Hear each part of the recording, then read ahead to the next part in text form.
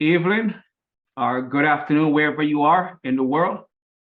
Today, welcome back to another episode of the Black Male Impact. Today, we have as guest Dr. James Winfield, and I'm going to allow Dr. Winfield to share with you about him before we get into the questions. So, thanks again for joining in with us today, and we're looking forward to have a great conversation. I know you guys will enjoy this conversation and get something beneficial from what we have to say today. Welcome, Dr. Winfield. But yes, I'm Dr. James Winfield. I serve as the Associate Dean for First Year Experience, General Education, and Student Retention Strategies for Southern New Hampshire University. I have a multitude of experience within student retention, academic support, access initiatives. I'm a first generation college student, proud of that. It's a huge part of my identity and guides my work. I'm very much an advocate for the underdogs, the students who education is not necessarily positioned or created for them. So my positionality as a Black male coming from the inner city urban part of Birmingham, Alabama, and all those things make up my identity to really move into my work. So I try to share that as much as I can and let that inform and guide how I reach out to students.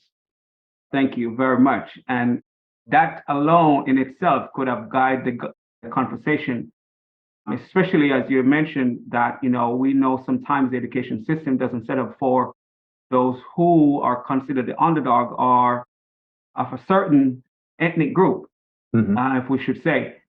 But I'm going to go straight into the questions and I will let it lead us where it goes. My first question to you, what is the mindset that it takes to make a positive impact, especially with you working with underserved students? Yeah, I would say the mindset to have is really a balance of thinking outside of yourself. I think in modern society, sometimes we get so caught up in okay, the me mentality.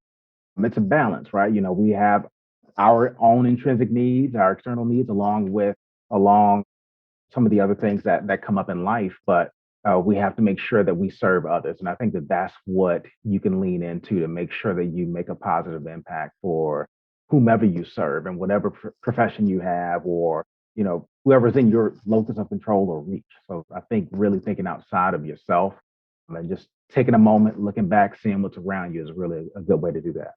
Well, I think that's a valid point. We have to do this thing not just for ourselves, for those who we are entrusted to serve. And as you said in the beginning of sharing about yourself, being a first generation, as you mentioned, that sometimes give us some perspective to understand those who sometimes don't have the privilege of having someone before them to lead the way or give them or be an example for them. So I really appreciate it. And I hope the audience do appreciate that. We have to do things outside of ourselves. And sometimes that's what motivates us. So my next question to you, what advice do you have for the men listening on how they can play a role in creating positive change? Yeah, my advice to men, to young men of all ages looking to make a positive impact will really be to find your passion. Don't let anything take it away from you, and just lean into it. Find a positive passion of yours and really immerse yourself in it, learn it, study it, craft it, learn from others. And then when you make it to the top or you see yourself rising, lift as you climb. I think that that's a good mindset to have when you're looking to make that change. And then you don't lose sight of course, yourself and then the others that are around you. And I really love that. Lift as you climb, because it's important. We don't want to reach to the top and we are the only one there. We should bring along some others with us. Yeah. But to go back to what you said in the beginning and what you just said, to get to where you are right now, who inspired you to pursue education and to go in this field that sometimes can be not teachers or educators not treated the best way, but who inspired you and why did you choose to go in this field of education? Yeah. I would have to say I was in denial early on. I remember seeing my dean of students when I was an undergrad. When I was at Auburn University, Dr. Kent Smith, who's actually the president of Langston University, was someone that looked out for me. I remember going to his office on many occasions to seek insight, and he was very much a motivator for me. So showed me that, whoa, that this is a field. Higher education is actually a thing that you can work in because there are individuals that have to make the institution run, along with supporting the students that exist in those spaces.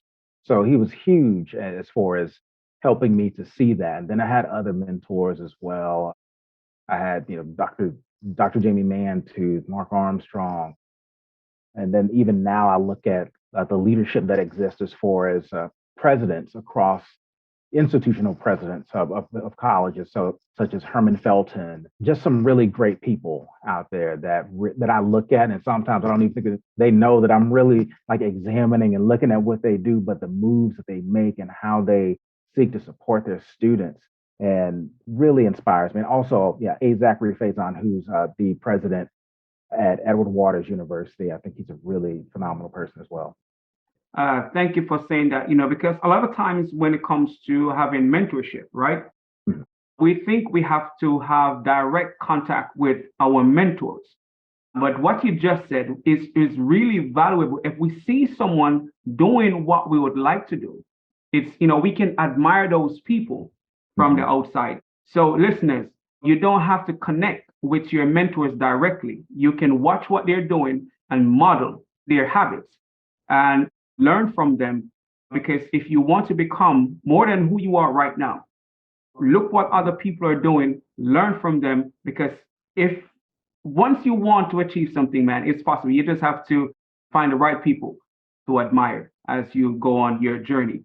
So, my next question to you: how can we as Black men help to change the narrative today? And and I want to put this in it because someone bring it to my attention in one of the interviews: Black and Black violence. So, how can we change the narrative? Not just what we do, but also some of the other things that affects us from generations to generation. Mm.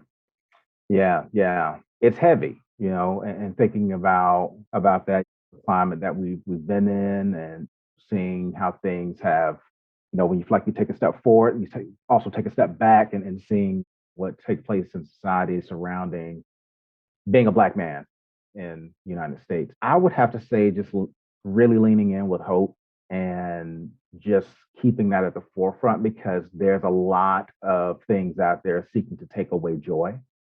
And you hear you got Black girl magic, you got Black boy joy.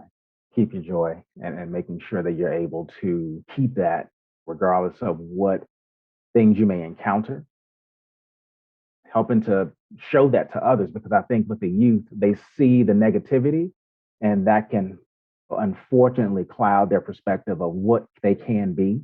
So we need to make sure that we, of course, prepare them for the realities of society and things that can take place, but make sure that they lean in with, okay, I can achieve. So that self-efficacy is Yes. so essential and so important because if we don't prepare our young men to go into situations to say, I can do this, I may not have all the tools and knowledge, but I can get there. That is what we need to do for them along with those help seeking skills. There's nothing wrong with seeking help. Yes. I say that to brothers all the time. Yes. We were so used to being the burden bearers and trying to do everything on our own to make a point. We need to pull back from that and just know that there are so many resources and people out there that can help you and those that are willing to help you and just make sure that you seek them out and just ask. I will tell you to say that again because as men, we tend not to ask Yeah. for help. So that's a valid point. Especially we're thinking about changing the narrative. It's not just what we do. Sometimes Mhm. we need help to do what we need to do so we can be more effective and so we can progress as we should. And so that's a valid point. I'm here taking notes so I can share it again when I leave this session because that is really important in regards to us as men making a difference. So, my next question to you: what change do you want to see in general amongst Black men outside of us asking for help? Hmm. A change that I want us to see is just to embrace the positive. Okay. You know, and that's an extension of what I said previously, but it's really, really that, like making sure that we embrace the positivity that surrounds us and not really focus on the negative is what I'm trying to say. Because sometimes we get so caught up in seeing that we're like, whoa, okay, that's it. That's a dire point. But really leaning more into positivity and not whether it's smiling, being happy, doing those types of things, not thinking of those as like pejoratives, like making sure that those are things that are an extension of our identities because we're not monolithic. We're not just one type of being, just really making sure people see the eclecticism that lies within in all of us. And man, you can't stress that enough because we get so boxed into what has been created for us and limit our vision for what is possible. So you cannot stress that enough because even before I got into education, well, my field before this was I became a police officer, but in Jamaica it's a little bit different. And people will tell you what you can't do. I'm not showing you all the possibilities. And even coming to the States, I get to realize that there were so many limitations, although for us, I wasn't really looking on the limitations. But the more you continue, you go on your journey, you realize that within our ethnic group, within our groups, we realize that we don't pursue certain things because it is not shown to us or seeing the example of other people doing so. So that's important that we look beyond the norm and pursue greater things. So I know you said your one of your teachers, your dean of students in when you were in college, freshman, helps you to decide to become an educator. But I also want to ask, was there another pivotal moment in your life that solidified this is your path and this is where you want to make an impact? So, as far as a moment that solidified my path, it would actually have to be my second job. Oh, wow. Yeah, I know it was a little bit later, but because I was on autopilot. So I graduated from undergrad and I graduated in the midst of the recession. I had aspirations of being a reporter. News stations were not hiring. The president of Auburn University, I used to work in the board of trustees office. I remember taking him around to different meetings as I would just handle things that would come up in the office. And he flat out told me, he was like, James, you need to get your master's in higher education. And I was like, what? And he was like, yeah, get your master's in higher education. He was like, I'm a university president. He was like, I wish I had the foundations of that area versus learning it haphazardly as he went through that process. Okay. So I took that advice. Unfortunately, didn't get the job that I wanted, but it worked out perfectly because I applied to grad school, got in, worked my first job, got assistantships prior to that. And from there, I thought I was going to be like this person that was going to work in like student involvement, student activity. I worked in that job for a little bit, was an advisor for some student involvement groups and organizations. I did some dynamic work, but it just wasn't my cup of tea. I really realized that I wanted to do something a little bit deeper. And that after that, I left, moved to South Carolina, worked at the University of South Carolina TRIO programs and helped with the Upward Bound program. And that was a changing moment in my career. I was able to really immerse myself in my identity, serve those who were just like me. They didn't understand what it meant to navigate college. And then having that aspiration, talking to parents. And then from that point on, that's when I was like, this is it for me. This is what I want to do is to serve first generation college students. And granted, in my specific roles that I've had over time, first gen may not be in my role specifically, but I take that wherever I go. And then in my roles, I usually work in some kind of academic support, student success, retention. That's all been a part of my cadre of titles over since then. So that's really helped me to really figure out my direction in this vast field because there's essentially a job for everything. But to know that I want to be in this student success sphere of higher education And to know that there's an intersection of equity and access with that really helps to enrich my perspective on it. One of the key nuggets outside of, you finding where you want to work, I realize at times we miss the opportunity because we don't take the advice from those who see something in us that we sometimes don't see. Yeah. And that's what I'm going to say is the pivotal moment, because you acted on the thought of the president, and sometimes we're in spaces where someone may see something in us that we don't see, and just to have that person share that with us, I think at times when we take action, we can see changes in our lives. So listeners, you never know who is going to give you the advice or who see what you can become. But sometimes just to, go on that journey, and you'll see what happened, because we never know who will give us the best advice as we navigate our journey in this life. So what life lesson have you learned late in life that you believe is important and can benefit this current generation? Ooh, wow. A life lesson that I learned late is the higher you get in position, the more you accrue as far as family. That is wealth, right? You get getting married, having children, progressing in your career, being involved in the community. You're gonna get pulled in so many different directions, right?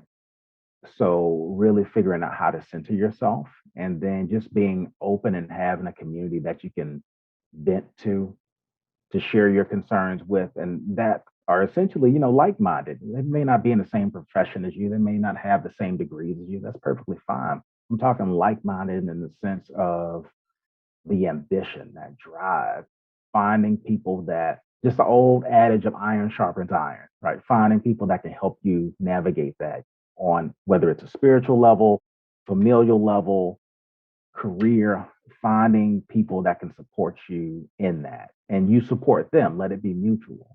So I would say just know that, as you continue to stack these things on, you're going to get pulled in more directions, and really finding a point in time to where you can center yourself, but being open with your family, being open with your spouses, being open with your peers, co-workers about those demands, and being able to buy your time and delegate. Don't feel like you need to do it all. I alluded to that earlier.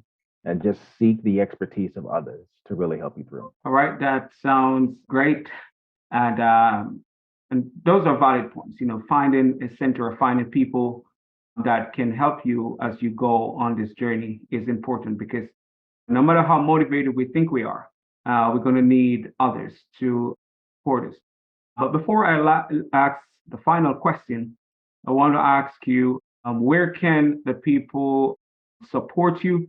And do you have a call to action to the listeners, and what you'd like them to do and help you make your goal or your work easier? Yeah. I would say first, as far as like, I guess, followership, whatever, most of my taglines are J Winfield for, whether it's on Twitter or LinkedIn. I'm always open to connect with individuals. But I will say what men with brothers can do to help this landscape and this work is just to make sure that we, like I said before, model and show what we can be, show success in all these different areas. And that's really going to help broaden what we look like, what people see in us. I think back to my experiences in undergrad, all the way up to my professional career. I've been in many positions where I've been the only one, only man of color or only person of color in many of my positions. And that can be a burden, right? So, but in that, there was a certain honor with where I was able to change perspectives.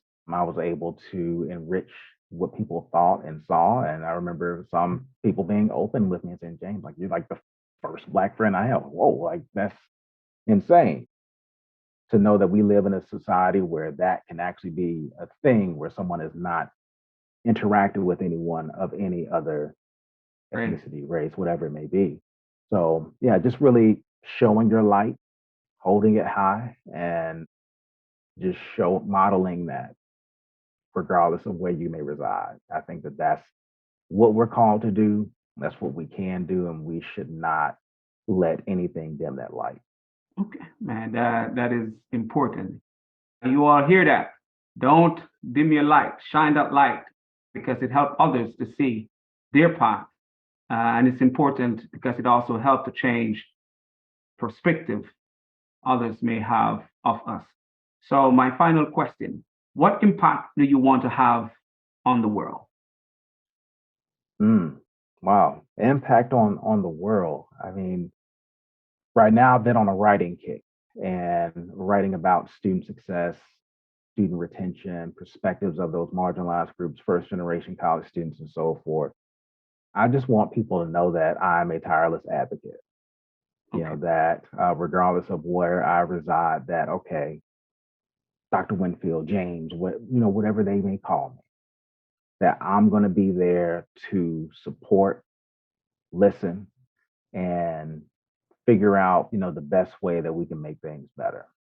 That's what I want my legacy to be, regardless of what position I end up in. I mean, I do have aspirations of moving up the ladder in higher education, but at the core of how I want to get there, that's the way that I hope, not I hope, that I will do it, and that I am pursuing that right now by immersing myself in the people, making sure their needs are met, and ensuring that they know that they are not voiceless.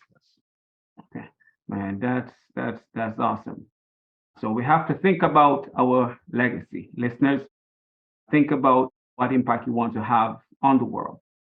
Again, Dr. Winfield, thanks for being with us today. I hope this is not the only conversation we have because we want this to continue as we continue to change the narrative and provide different perspective and also to inspire positive change.